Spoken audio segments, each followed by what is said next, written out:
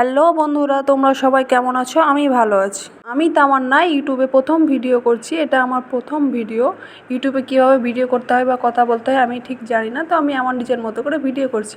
তো দেখো বন্ধুরা, আমাকে ফুল গাছ ভীষণ ভালো লাগে। আমাদের বাড়িতে বেশ অনেকগুলোই গাছ রয়েছে, সব ধরনেরই ফুল গাছ রয়েছে, তার মধ্যে বেশি গোলাপ গাছ রয়েছে। তো সবগুলো গাছই তোমাদেরকে একটা একটা করে প্রত্যেকটা ভিডিওতে দেখাবো।